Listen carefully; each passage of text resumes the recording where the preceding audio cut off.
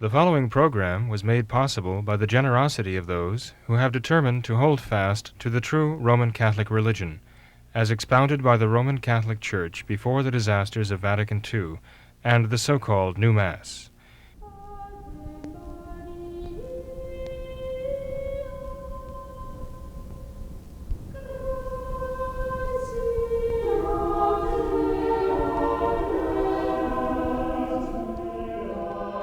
Hello and welcome to What Catholics Believe. I'm your host, Thomas Nagley, and with me tonight is Father William Jenkins. He's a member of the Society of St. Pius V. He's also the pastor of Immaculate Conception Church right here in Norwood, Ohio. Hello, Father. How are you? Very fine, Tom. Thank you. How are you doing? Doing well, Father. Thanks for being here. Good, sir. Father, we have at last reached the conclusion of the Amazon Synod, which has been taking place over the course of the last month in Rome. And there's so much to cover here, Father. You mentioned in your sermon on Sunday that with all the events that are currently taking place, you believe that we are perhaps in the time of the Great Apostasy. So, Father, could you give us a final update on this Amazon Synod? Where are we at now? Where do we go from here?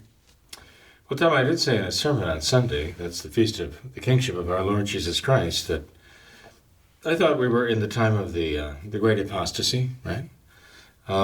It will take a while, right? It's not a single event that comes and goes in a day. And actually, I'm just echoing the voice of St. Pius X himself.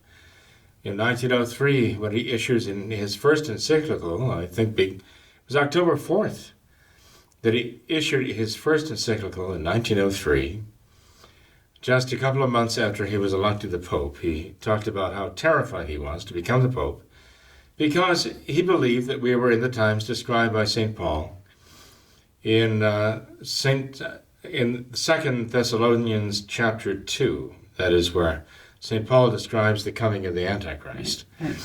And Pope St. Pius X mentioned quite explicitly he thought that we might be in those times, and that the Antichrist might be already in the world or soon to come.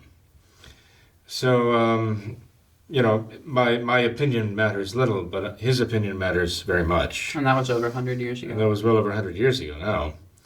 But he saw the signs of it, and he recognized them. So, and one could see why he would be terrified at the thought of becoming a pope, Right.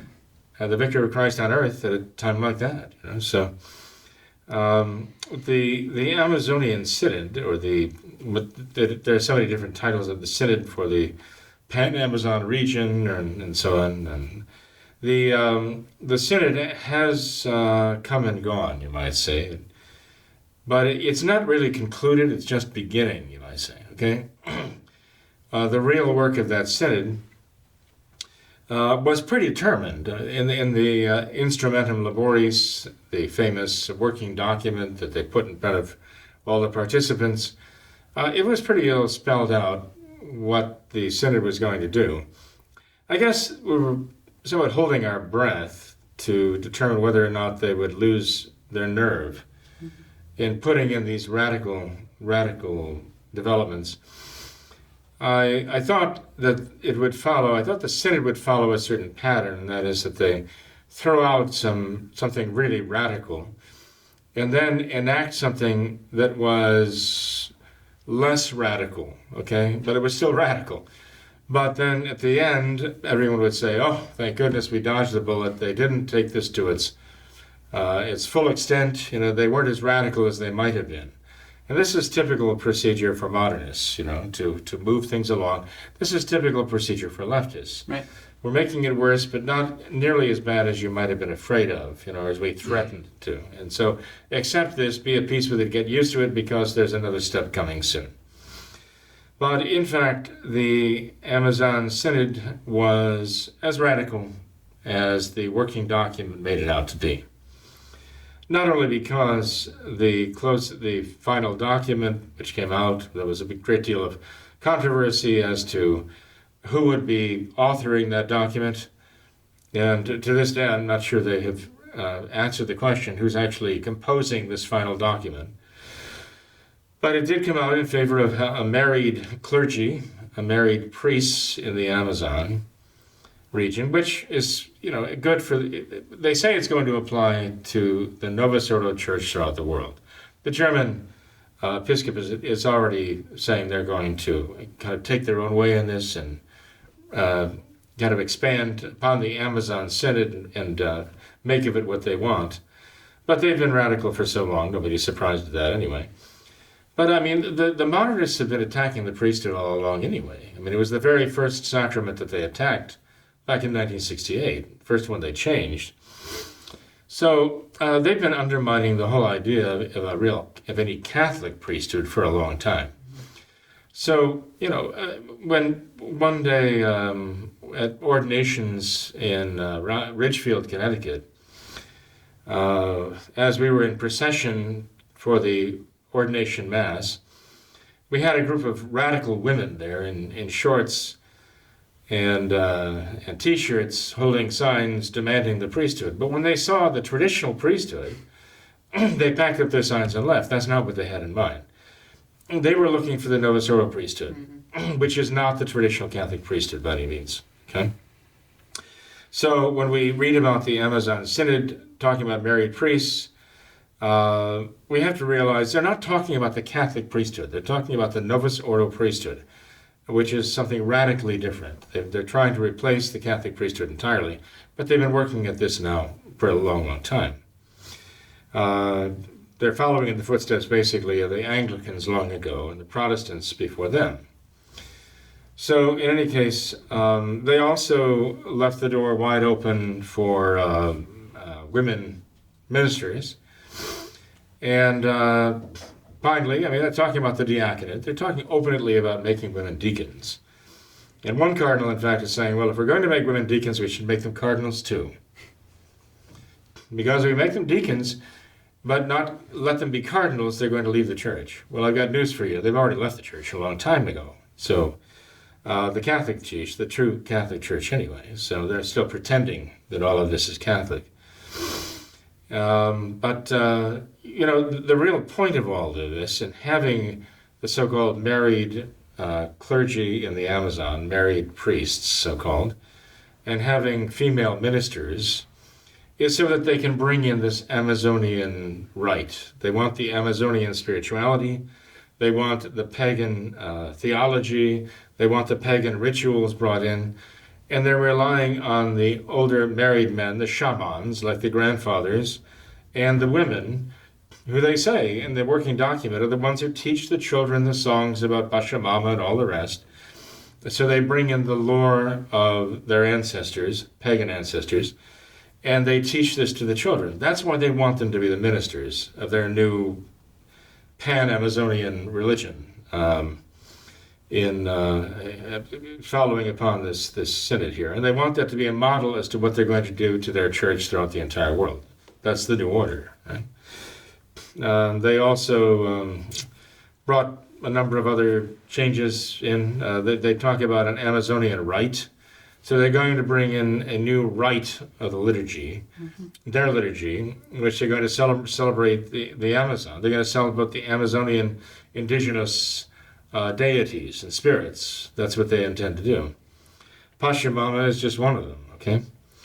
And there was something that came out about the idols being thrown into the Tiber River and then retrieved, and the Italian police returning them, restoring them to Francis. And he made some kind of vague threat about marching into St. Peter's with them. But I understand actually those idols had already made the journey into St. Peter's. After the idolatrous worship of the idols in the gardens of the Vatican on October 4th, I understand that those very idols were carried into St. Peter's and before the baldachinum of Bernini, and right there in front of the high altar at St. Peter's, they had an idolatrous worship ceremony. Again, singing and chanting and carrying on and holding up these idolatrous images as some kind of an idol. And then they did wind up in the Church of Santa Maria in Transpontina, as you know, from which they were taken to be thrown in the Tiber. So when Francis said, "We have the idols back," I apologize. As the Bishop of Rome, I apologize. And he then made a veiled threat to bring them into St. Peter's for the closing liturgy on Sunday, Right. which is really the Feast of Christ the King. That was the date of that great feast day. And he was threatening to do that. But the press made note of the fact that the idols were not in evidence on last Sunday, October 28th. 27th, thank you. And that's right.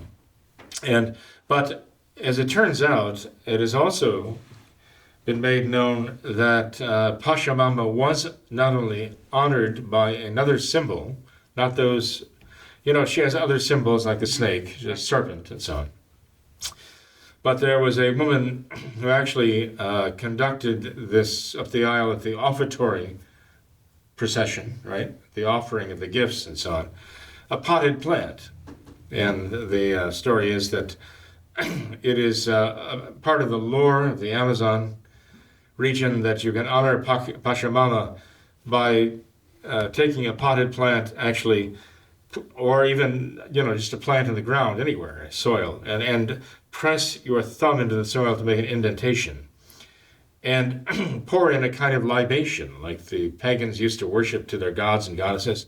Pour into the whole libation of things that you're going to be eating or drinking, but you also share that with Pachamama as a means of pacifying her, appealing to Pachamama as the earth goddess. And this is one way of making an offering. Well, the story is that that this potted plant was carried in precisely to represent that offering to Pachamama there in that form, and it was placed on the very principal altar at St. Peter's, right over the remains of St. Peter himself, down in the necropolis there, the excavations.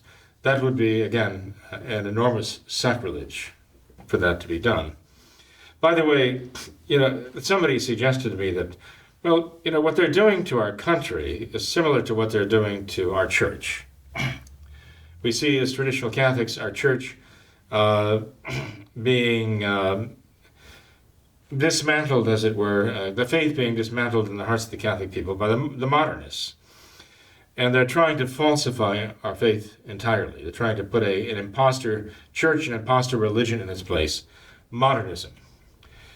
And we're also being told that you look at what's happening in Washington, D.C., they're trying to destroy the Constitution to do away with it and simply replace it with kind of mob rule in the Congress, okay? Congress run by the Democrats. They just want to kind of make it up as they go along. We see this with the so-called impeachment proceedings and so many other things that they do. So somebody suggested that we have the Pachamama in the Vatican, but we have the PachObama in Congress, which would be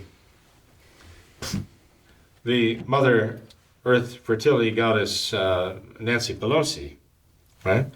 But I thought, no, it doesn't really work because Nancy Pelosi is so in favor of abortion, and she's so much the point person in Washington for abortion that she's more of the infertility goddess in Washington. And this is what we're dealing with there. Sure. But then it occurred to me that actually Pachamama, even though she's referred to as the Mother Earth goddess and so on, she's also in need of appeasement, as a pagan idol would need to be appeased, and they're appeased by blood, and the blood is that of children. And so we know that there, throughout history, have been untold numbers of children sacrificed. That is to say, sacrificed to death. I mean, they were killed to appease Pachamama. We have records of mass sacrificial offerings of the lives of children, offered in a very distinct way, which indicates that they were offerings to this Pachamama devil, this demon, in order to pacify her, or it. Right? It reminds us of what St. Paul says, that the gods of the Gentiles are devils. I believe that's in the Psalms too, if I'm not mistaken. But this is what we're dealing with here. When we're talking about an idol to Pachamama, we're dealing with an actual devil.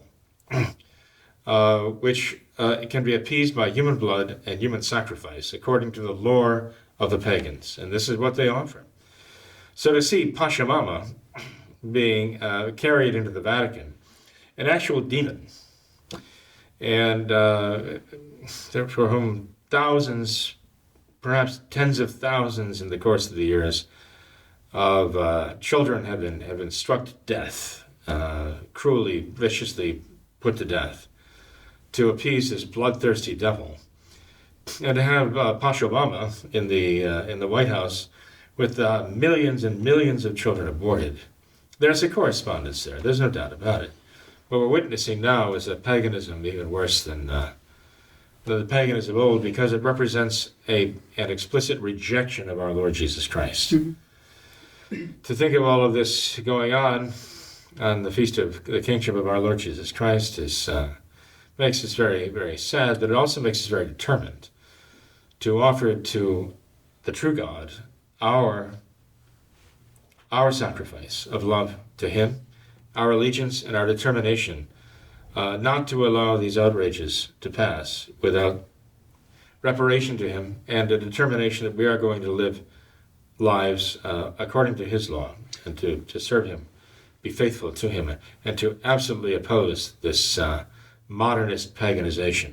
And Father, with all of these outrages that are taking place, have you seen any sort of reaction or response from the Novus Ordo Catholic people? Do you expect to see any response from them if all of these things come to fruition? You know, you mentioned the idea of the standard operating procedure of the leftists, where they will throw out something extremely radical and then embrace something that's a little less radical. You know, there's the famous saying that today's conservatives are yesterday's liberals, and that seems to be very true, where in the Novus Ordo, you know, we've been seeing this play out for decades, where the Novus Ordo people will say, I'll leave the Novus Ordo Church when they have communion in the hand. And then that came about. Now they say, well, I'll leave the Novus Ordo Church when we have women priestesses in our churches. So do you expect to see any kind of response from all this? Have you seen any kind of response yet? What do you expect? Well, the response is a lot of hand-wringing.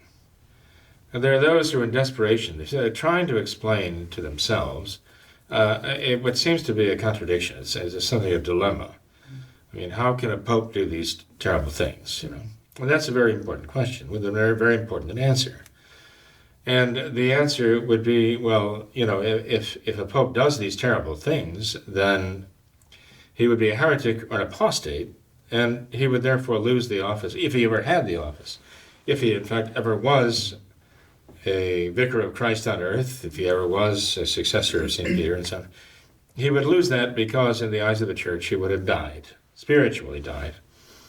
And in losing the faith, it would be as though he had simply lost his life.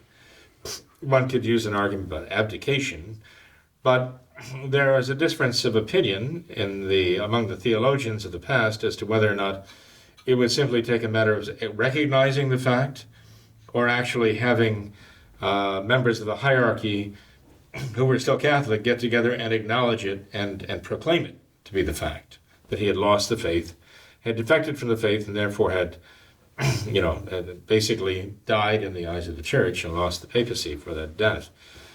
So they're trying to argue this all out among themselves, and there's a lot of heated rhetoric, and it surprises me, though, because there's so much false information going on around there. There are those who say, yes, he is a heretic, but no, there's nothing we can do about it because it doesn't affect his being the Pope.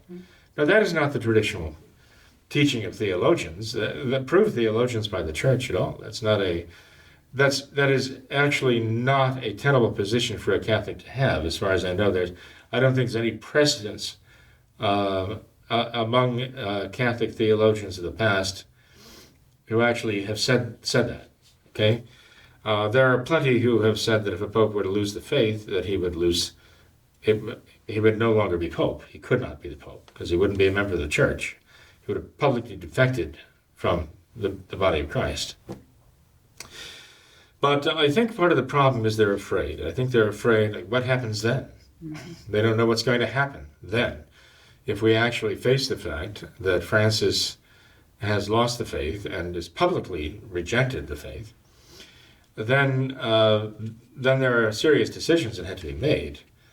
I've been just telling them all through all these broadcasts that no matter what else one may think about all these matters, one still has to return to the practice of the traditional Catholic faith, no matter what. That's a given. That's the baseline. We have to give up the Novus Ordo, the New Order. We have to give up Vatican II and all that came out of it, with all of the modernism and all the modernist principles that it sowed, and the confusion that it sowed in the minds of the Catholic people. We have to reject that as one big, huge modernist construct, and see that what's happening now is simply a new phase of what began before then. That began in the run-up to Vatican II and then followed from it.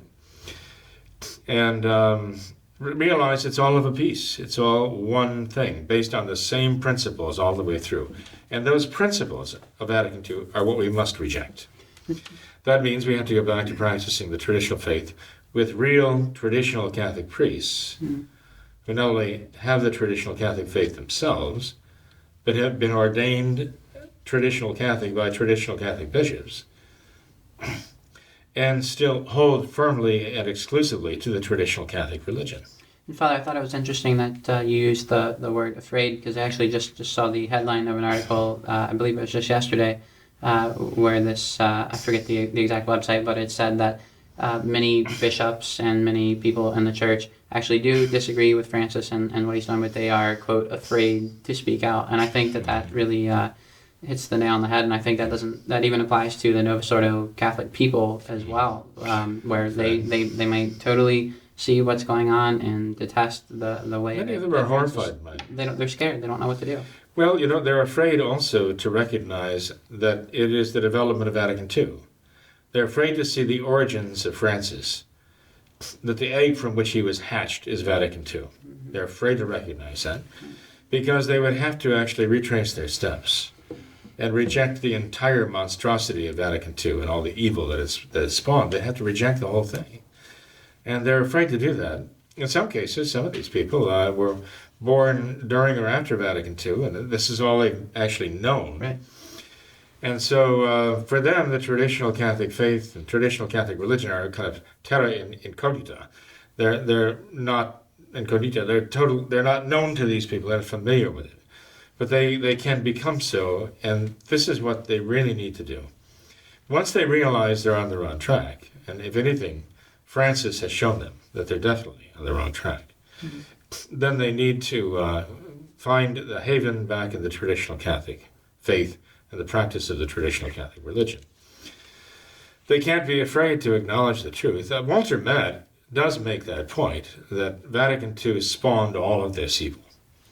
I'm sorry, Michael Matt. Michael Matt. Well, see, I'm living back in the past here. I'm revealing my age here, but, Michael. still the wonder and the you might call it good old days, I guess, but Like a traditional. but yeah, really. But Michael Matt does make that point, and I give him credit for that.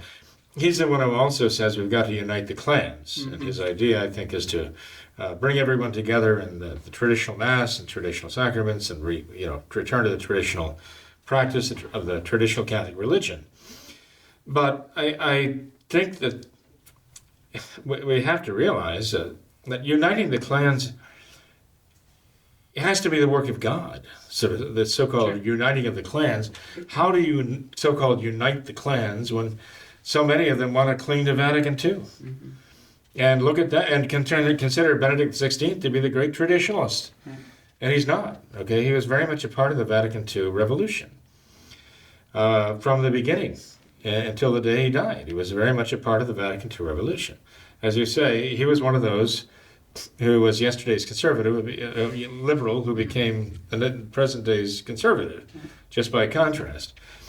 So you can't really unite the clans except around true principles, and those principles have to be a rejection of the Vatican II principles. They have to be true Catholic principles. The point being, Tom, that only God by grace can do that. Sure. And Father, just since you mentioned Michael Matt, I thought it was fascinating. Just recently, a friend sent me a link to a video of Michael Matt's where someone had asked him the question concerning the Amazon Synod of, what is going to happen if all of this, of the Amazon Synod and the goals that they propose, if they actually come to fruition, they actually happen, and all this, what will you do? What will you leave the church? What's going to happen? And Matt, his response was, I don't believe that they're going to be able to pull this off. And just hearing that is, it just amazed me to think that they're not going to be able to pull this off. They've already pulled it off. There's no semblance of Catholicism left. I don't know what he means by that, actually. I think he means that they're not going to be able to actually impose all of these incredibly radical reforms that they propose. He doesn't think that they're actually going to come to fruition. And maybe he thinks that God is going to intervene and stop it. It's God's church. Okay, there's so many people who say that, as though it absolves us of responsibility so we can just sit back and watch the wreckage, right, and the souls being lost by this. Well, I dare say, that they're exalting the Maccabees now, but the Maccabees did not just sit back and say, well, God isn't going to let this happen. They took very decisive action about this to defend their faith, and which at that time was the true faith, no doubt about it. Sure.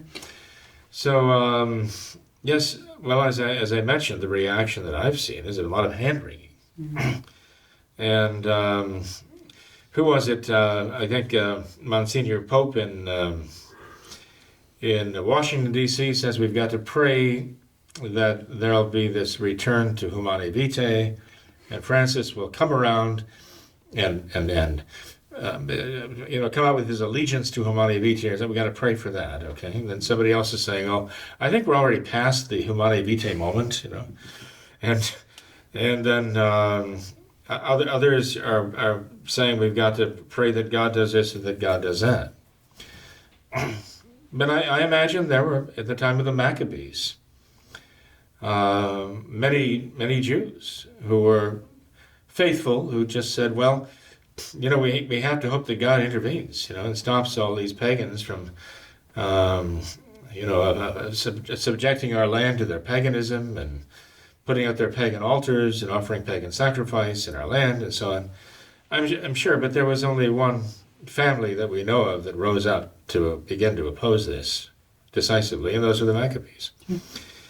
And I consider Monsieur Lefebvre to be one of the Maccabees, or in the spirit of the Maccabees, to stand up and say no.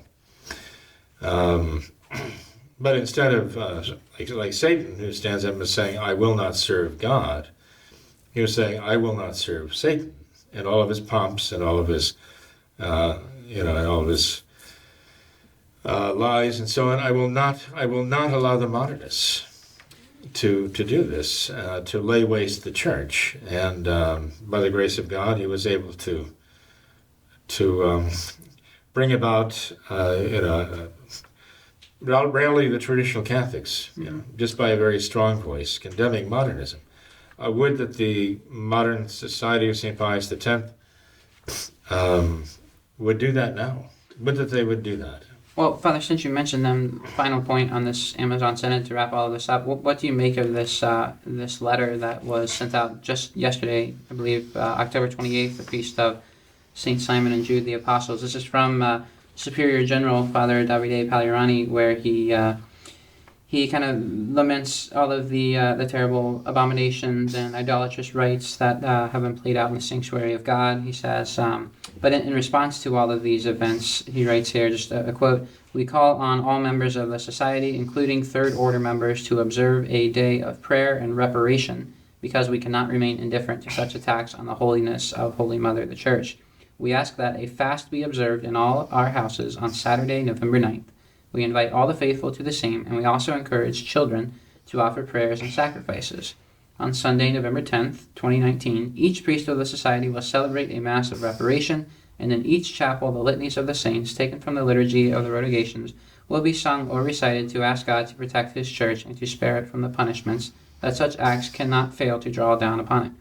We urge all priests, friends, as well as all Catholics who love the Church to do the same.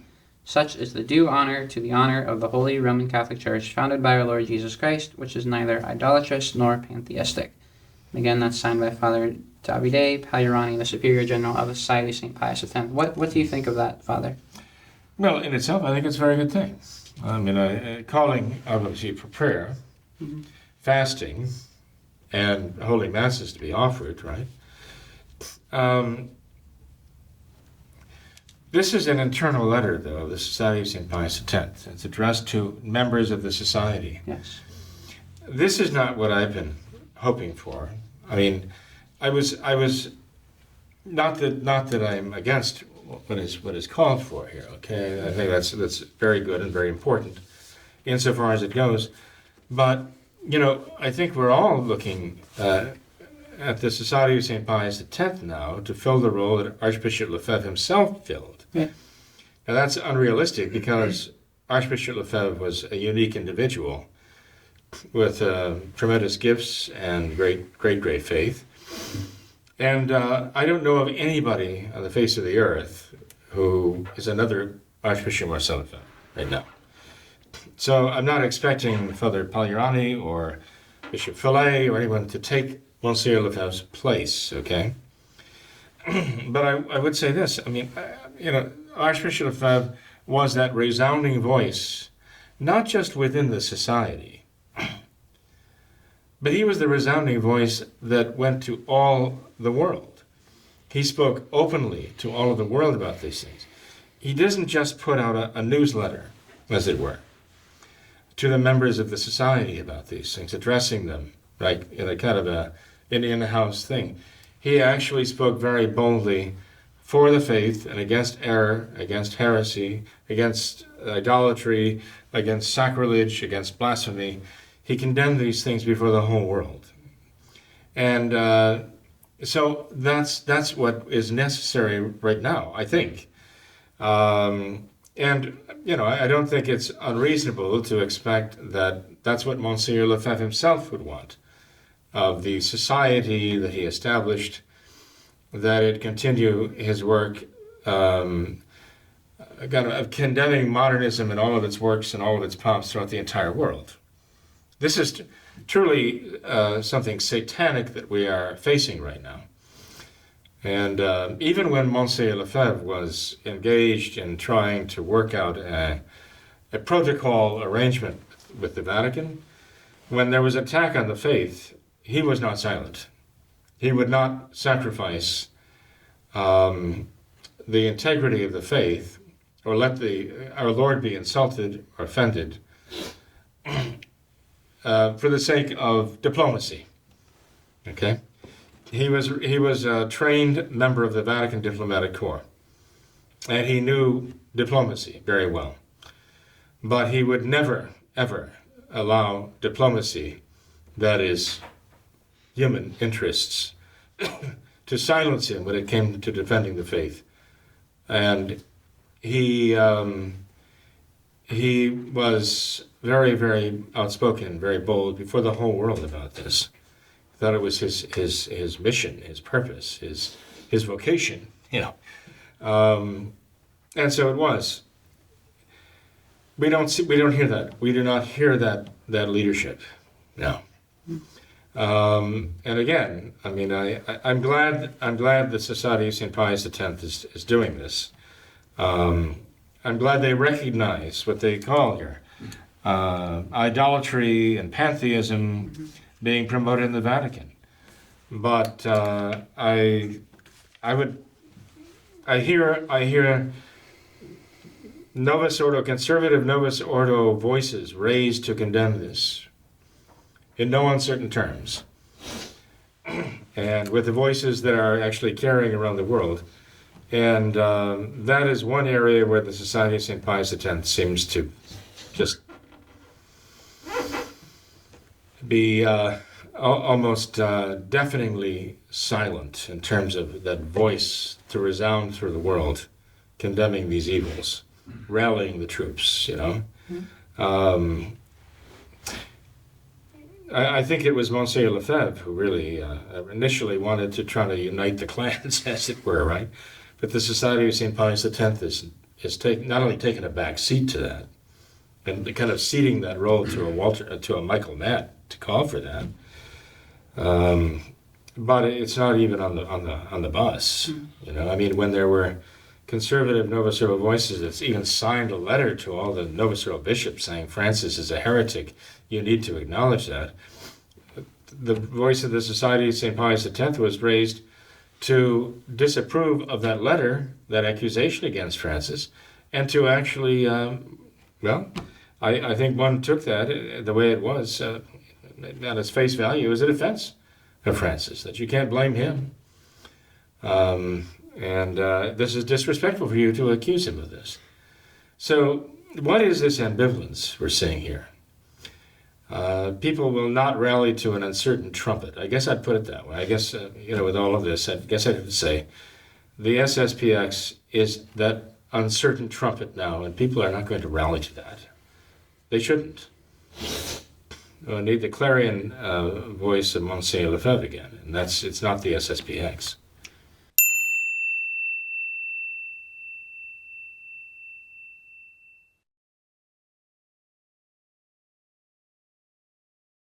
Well, Father, I'd like to change gears and spend a little bit of time on another topic, if you're up for it, for this I hope so. second half of the program. We received a couple emails over the previous months concerning this topic of Catholic dating. Mm-hmm. And we have a few particular questions in regards to this topic, Father, but just in general, how should single Catholics go about dating today? How should they approach dating and finding a spouse? What kind of mindset should they have? What kind of things should they be looking for?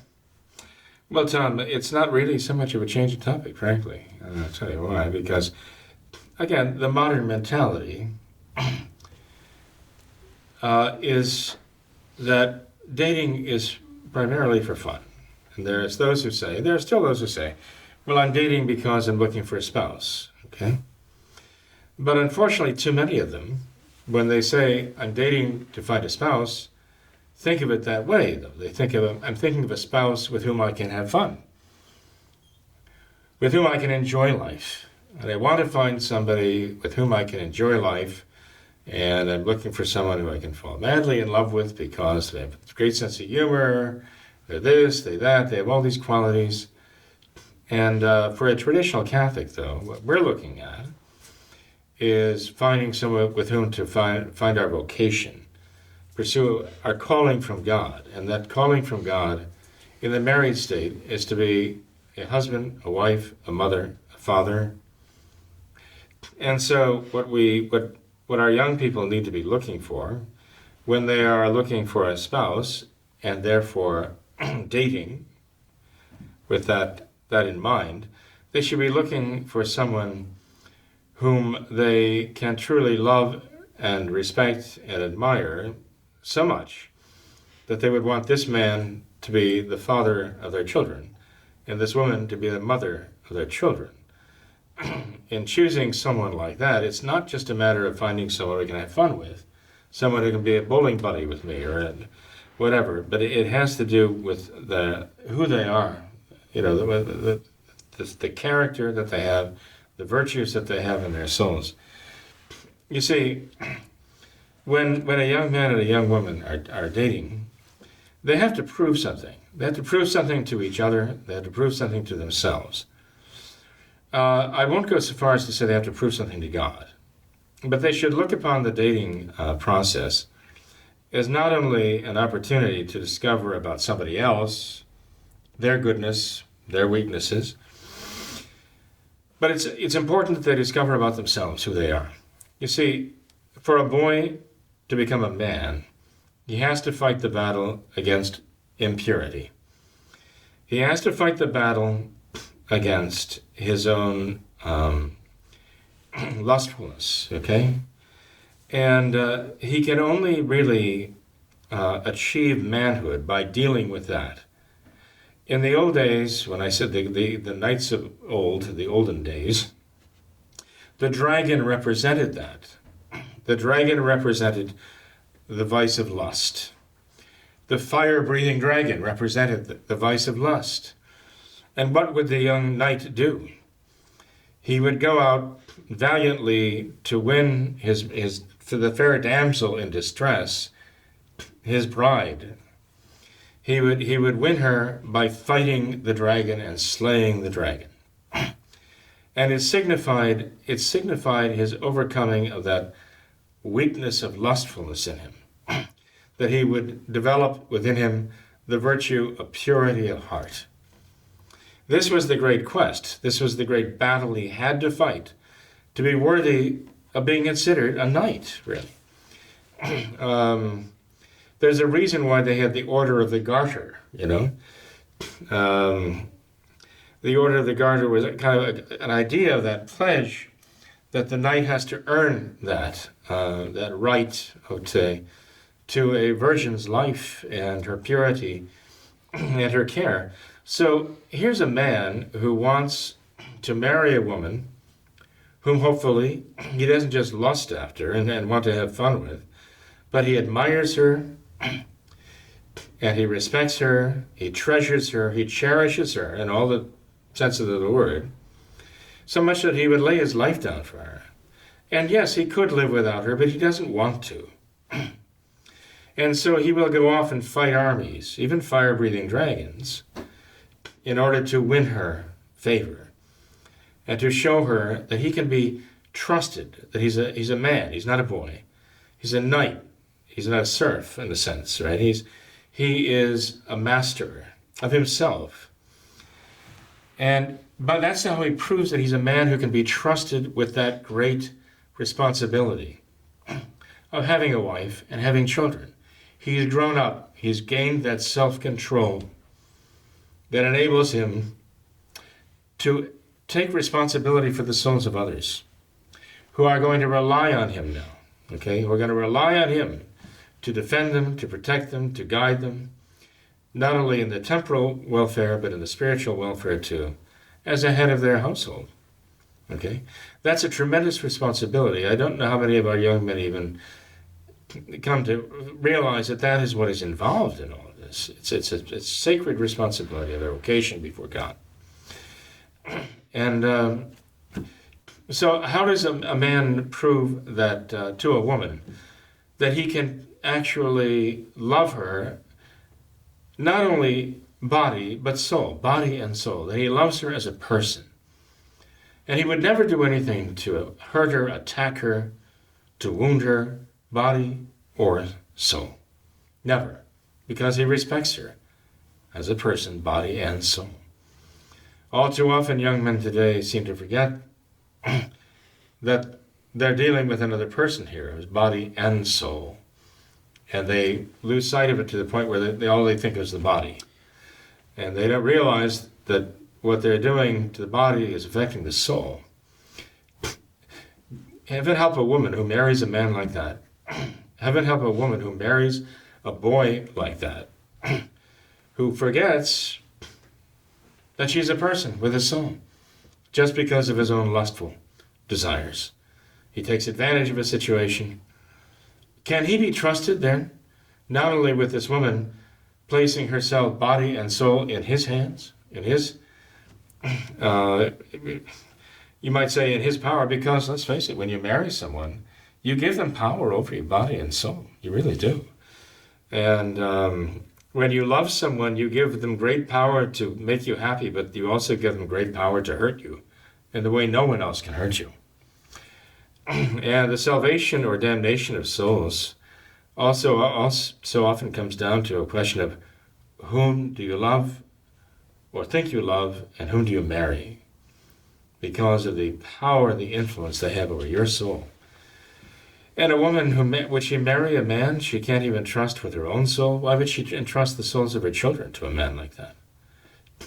So a woman may think she has to win the man she wants to think she wants to marry by giving into his lustfulness, by placating that demon in him. But that's a tragic mistake because, again, that is not real love there. And she is proving that she's not really a woman, she's just a girl. And that's the problem we have these days. Too many boys are marrying girls, and girls are marrying boys. They're not grown up. They don't even have the self-control to be responsible for themselves, let alone for other souls too. So I would say when a man is dating, when a woman is dating, let's show their manhood and their womanhood, that they are adults by showing that self-control they have. This is the proving ground. This is where they show that they are worthy of the marriage vows. If they're going to respect the marriage vows when they make them, if they're going to respect the marriage vows after they make them, they have to show that they respect the marriage vows before they make them, right? If they don't respect their marriage vows before they make them, they're not going to respect them when they pronounce them, and they're not going to respect them after they're married. Mm. This is one of the greatest barometers, you might say, of the future, like weather forecasting, as to whether or not they're going to be faithful in marriage, if they can be faithful before marriage.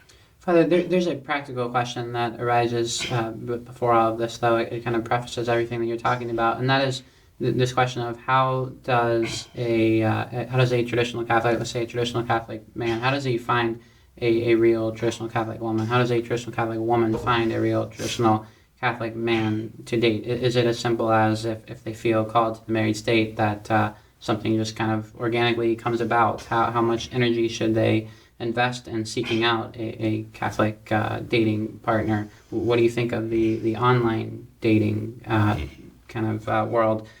So just a practical kind of thing, Father. How does one go about finding a Catholic dating partner? Well, I mean, obviously, if you're looking for a traditional Catholic spouse, there are certain places you certainly don't look, okay? Such as? Bars. Okay, you don't do the bar scene. There are certain areas you just don't do. You don't go looking there. I mean, if you're looking for gold, certain areas, if you're going to want to strike oil, if you want to find something valuable and precious. And so, I mean, you have to be very prudent in that. But you have to pray. It all starts with prayer, asking God's guidance. Without that, it cannot end well, okay? The graces need to be there. And one needs to pray not only for himself or for herself, but one needs to pray for the other person out there. Now, I don't believe there's the one, the only, okay? Okay, people think in terms of, oh, there's the one, I've got to find the one, the needle in the haystack. It's not that way. And not only that, it's not really a matter so much of them conducting this massive search, okay? It's not a reconnaissance mission, one has to pray to God that God brings them together. And so the prayers are indispensable. They're essential to have all this work out and begin well and end well, okay? One has to pray to God for oneself and for one's eventual spouse. But, if one were to look for traditional Catholic spouses, then the logical place would be to look in traditional Catholic chapels and to visit them, to make friends. I mean, a young woman could no doubt makes young women friends in other chapels and go and visit them. And through them, who knows who they would meet, So I recommend that the young men and the young women don't just ensconce themselves in a pew in a traditional Catholic church somewhere and say, okay, I'm hoping some really, really good traditional Catholic man will come and sit down next to me and we'll hit it off. And no, I mean, there has to be some effort there, okay? But one cannot think that the entire effort depends upon me. I have to look at it this way, that I'm going to make the effort, the reasonable effort, and God will reward my efforts by going beyond them. And so it is important that one make efforts, first of all, beginning with prayer, but then I'd suggest that the young people circulate among the traditional Catholic chapels and allow themselves to be known and to get to know others too. What about online dating websites? No, I was going to get to that too. There was a time when I was very much against that because I considered that to be sort of like trawling for fish, And I don't know, I didn't know how well that worked. But I'll tell you, as somebody convinced me now, we have a number of very nice, very good, healthy marriages that have come out of these online websites where they are for conservative, traditional Catholics. When they say traditional these days, it really is a broad range. It can mean anybody from just someone who practices only the traditional Catholic religion in its entirety to somebody who's content just to hear somebody say Dominus Vobiscum, and then everything all is well. Or Kyrie eleison, that's all they need. Then that's a traditional mass as far as they're concerned, which it is not. So when you go through these websites, you really have to be careful. But the benefit is that you can look at the profiles that are there and see how people answer these questions, pertinent questions. And the answers might not always be spot on and, mean what you think they mean or what you want them to mean. But still, you can eliminate so many people who do not meet your requirements. And it also makes a statement and says, this is what I'm looking for. So these are my principles. And I'm looking for somebody who corresponds to who has the same principles I do. And that's not a bad way to start, to say, okay, well, I can eliminate so many because these people do not think like I do not value what I do not have the same, basically, religious principles that I do. And then, of course, after narrowing it down, one kind of has an understanding of who I'm dealing with. And I think it's a lot safer in that regard, too, than just kind of wandering around society out there at large and trying to bump into somebody who thinks like you do. Some other true traditional Catholic soul wants to remain, above all, faithful to Christ, who's wandering through the world seeking a worthy spouse. So I've actually become more and more favorable as time goes on to these websites. I'm not familiar with them except from what I've been told. I've only been told this. Okay. But as I say, I have encountered very good people, very solid traditional Catholics who I believe a great love for God, a deep faith, a powerful hope, and a great love for God. And they found someone like them who has a deep faith, hope, and a love for God. So I think it can happen, but I know that the success begins with the prayers. Okay, well, Father, let's say that two Catholics meet each other and they begin dating. What should that look like? What are some practical rules for Catholic dating? What does a Catholic courtship look like? Well, first of all, they have to make certain rules for themselves. The rules are actually set by the Church. And prudence, just common prudence and common decency, okay? In dating, you bring not only faith and hope and charity, the three supernatural virtues, but in dating, you very much have to bring the kind of virtues that you'll need in marriage. These are the cardinal virtues, or the moral virtues as they're called: prudence, justice, fortitude, and temperance. Those virtues have to be basically always kept in mind during the dating process. Temperance, of course, the restraint. And so they have to use prudence in order to practice that restraint. They can't put themselves in a compromising position. It's a sin of presumption for two young people, to put themselves in some kind of compromising position where normally people would be tempted, and even gravely tempted to commit mortal sins. That they would not do that to their own souls. They would not do this to the other person any more than they would dangle them over the Niagara Falls and for fun, and let's see what happens. You just wouldn't do that, You wouldn't marry a person who would do that to you or to your children. And so prudence has to rule. It's called the auriga virtutum, the chariot driver of all the virtues. Because prudence enables us to know what is the good end, and how to achieve it, okay? And so in pursuing temperance, that's self-control and moderation, right? Against lust and against gluttony and all the rest, the satisfaction and the drive for pleasure. Prudence has to dictate to two people where they're going to be, when they're going to be there, in whose company they're going to be, what kind of things they're going to watch, the activities they're going to do together, generally. It would tell them, look, there's an attraction here, and we are human, and we have to humbly acknowledge that fact. We can't presume that we are beyond being tempted like this. That's presumption. And so there are certain parameters we have to respect. We can't be sitting on the couch together in the love seat together watching some kind of romantic movie late at night. And we can't do that. It's not right. I don't care whether we're 17 or 27 years old. I mean, it's putting each other and putting ourselves in danger. Things like that. They have to respect that. Okay. And so if there's something that is inappropriate, that right there is where they should stop.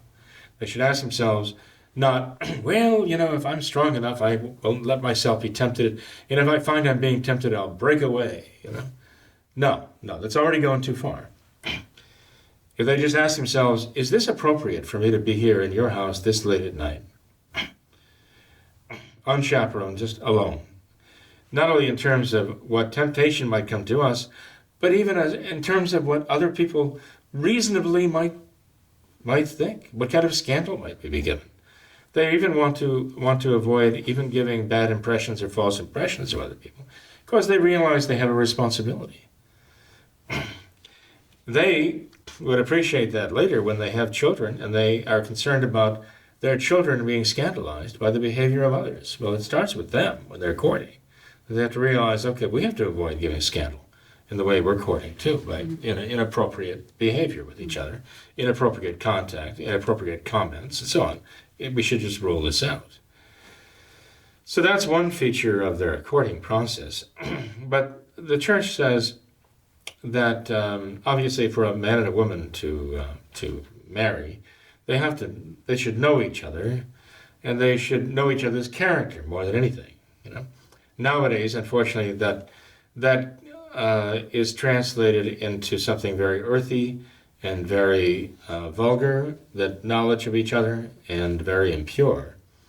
And so that's really the essential feature of their marriage. They want to make sure they're marrying somebody they can have fun with. Those are disastrous. They always end in disaster if that's what they're looking for. That's what's first and foremost in their minds. They're abominable in God's eyes from the very beginning. They're not going to preserve their integrity to their marriage day, thinking like that. But they have to think in terms of the long-term vocation they have, and realize that the powers that are given, the reproductive powers that are given, male and female, draws them together, are given in the service of God giving life. And this is not just something involved. God did not give them these powers just for the sake of having fun. God did not give them the mutual attraction for the sake of having them just enjoy each other's company. That's not a vocation. That's self-indulgence. Father, you mentioned that the church has established some rules concerning dating. Has she ever spoken anything concerning the length of the courtship? Because it seems that nowadays very, very long and extended courtships seem to be the norm, and there seems to be many cases where say a Catholic couple will meet each other in high school, they'll begin dating in high school, they will date throughout college, they don't want to get married yet until they finish college, but even then after college, often one of them will go on to graduate school, or they'll say, I want to wait, pay off some of my student loans, get in a more comfortable financial position, and so it's just you have these extremely long, extended periods of dating. Has the church ever said anything about that? She has condemned the overlong, extended periods of dating. And nowadays, it seems that everything is militating against the church's understanding of courtship and marriage. The church thinks in terms of 6 months to a year. 6 months being on the short side, if that's enough for a man and a woman to get to know each other well enough, to know each other's character, to believe that this is the man, this is the woman I know will be a good husband and a good father, a good wife and a good mother, to reach that conviction and have a reasonable certitude of that. 6 months is reasonable. And a year, when it goes beyond a year, it's considered by the church to be in the danger zone. Because there you find people, find their relationship can seem to go kind of stale. and that's where the temptations come in to say, okay, now we have to keep a certain interest going, and the temptations come in to start doing things that they really cannot do, things that will destroy the true love.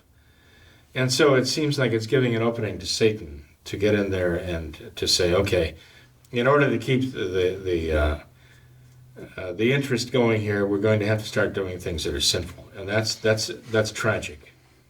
If there ever was any true love there, that will destroy it, and rapidly destroy any true love. So the church is very clear on that, but unfortunately the society we live in today wants to get young people into debt. And it wants to prevent them from becoming financially independent. I mean, this is one thing that is absolutely essential for a man to marry a woman and raise a family. They have to have the financial foundation in place. And now it's very difficult for a young man to get into that position. The whole idea seems to be to get them into massive debt and keep them there. So, there are those who warn against these government loans, student loans, and so on, and I can understand why. They're kind of a modern-day slavery. And but one thing's for sure, when you have the debt of student loan, it makes it very, very difficult to get on your financial feet strong enough to actually take responsibility and support a family. But this is what any man who wants to marry and have a family has to keep in mind. The church is very strong on this point, that the man is the provider. God has designed it that way, that the man is the provider in the sense that he brings home the bacon, the mastodon, the money, whatever it is, to provide the material for the material welfare of the family. And the woman, in her own right, she's designed by God to nurture those children in a way that no one else can. And so the husband is the man who has to make that possible. This puts a very serious burden on the man's shoulder to prove also that he can be a good provider. And he can be a provider who is skillful enough and sufficient to allow the mother to be a mother to her children when they need her the most in those early years. Well, Father, this is perhaps the final question on this topic, but if there is a Catholic couple who has been dating, let's say they reach that 6-month mark, how do they know if they're ready to take the next step and go ahead and propose and proceed with the marriage? Well, of course, start with prayer again. They have to pray a great deal. They should pray not only with each other, they should pray for each other, okay? They really need to do both. But they need to look for God's guidance here. They should also consult others who love them. A man or a woman thinking of marriage, not only, the decision to marry, choose the married vocation is one decision. The decision to marry a particular person is another independent decision, okay? And so parents cannot make the choice for the offspring whether they will marry or not. They can't just dictate to a child, a son or a daughter, you're getting married. I'm demanding that you get married because I'm giving you that vocation. The vocation comes from God. But they should definitely have a say in who their son or daughter marries. In other words, the son or the daughter should have enough respect for his own mother and father to want to know their assessment of the man or the woman they're looking to marry. Because it's not just a matter of the son or the daughter uniting with another person and starting a family of their own. We're talking about the grandparents of their children, and we're talking about actually bringing another son or another daughter into the family, as they say. So any son or a daughter who has any real respect for a mother or father will consult them on that matter. In the old days, the man the would-be groom would go to the father and ask for his daughter's hand in marriage. It's a matter of respect. And really what he's asking to do is, I am actually wanting to become a member of the family. And the father of the bride should actually he has an interest and an important role to play in that. Okay? Hopefully the bride or the groom's mother married well and brought a man into the family that is respectable and commands enough respect to draw that from any would-be suitor for his daughter or any potential bride for their son. But that's a factor they're very, very important. And not just to consult friends, but friends who are intelligent, happily married, themselves perhaps, to get good advice. They really need to get good advice. Now maybe they'll get to the 6-month mark and they haven't really gotten to know the other person well enough. Mm-hmm. And if they just have the sense, well, I don't really know, there are still too many unknowns about this person's character. And they can ask themselves, well, how would this person react if this, and how would this person react if that? What would they say about this, or what would they say about this? Maybe they don't have the answers they need. There are so many things, questions that have to be addressed when you're considering a spouse. I mean, how responsible are they financially? Are they spendthrifts? Are they misers? Do they throw money away on frivolous, useless things? Will they not even spend money on necessary and important things? Are they obsessing about making money at all costs in any way they can? These are just a few of the questions. Does this person have the educational background, or do they have the skills necessary to earn the money to support the family? But then even if they do have the skills and the education necessary, do they have the drive, do they have the necessary fortitude to actually go and find a job and to accept the responsibility? Or are they lazy and they expect me to do things for them? Does this man take the initiative, or does he sit back and want me to do it for him? Well, what kind of a husband is he going to be for our family? Where's the leadership going to be? Am I the one who's going to eventually be supporting this family while my husband sits home and watches sports on the television? A bride needs answers to those questions. She needs questions as, does he have a quick temper, right?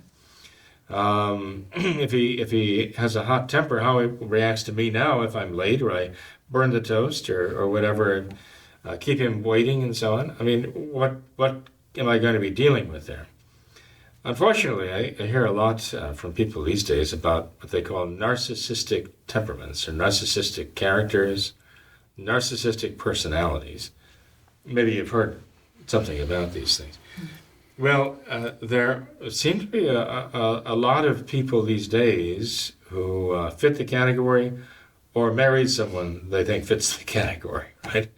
But really, when you get right down to it, narcissism is original sin manifesting itself, and very boldly and blatantly, right? So one needs to know whether it's at the 6-month mark, at the 9-month mark, whatever it is. You can't really schedule these things. One needs to know the answers to certain very important questions, and that's where the priest comes in, to help them get those answers and tell them, these are the things you probably need to find out. If you don't know them yet, you need to find out about this person. And talk to your friends, talk to your circle of friends, find out their impressions of, this person. Talk to his circle of friends. Get to know who are the people he's friends with. What kind of friends are they? What do his connections tell you about his character? Above all, pray to the Holy Ghost for guidance, to know what you need to know about this person and how to find that out, and then the grace to accept it, God's will. Knowing this, you have to have that intention that if you do get to the altar and you do make the marriage vows, you are going to keep them. And you want to be sure to marry someone who also will keep those vows, be faithful to you and to God. Well, Father, I think we can end with that. It was another lengthy program, but I think we got there a lot. We covered a lot of ground. I think it's very practical, very helpful. So I thank you, Father. Appreciate your time. Absolutely. Thank you. Thanks to all of our viewers as well for watching this episode of What Catholics Believe. Until next time, we ask that you all remember the words of Our Lady at Fatima, to consecrate yourselves and your families to the Immaculate Heart of Mary, and finally to pray and do penance. Thank you, and God bless you.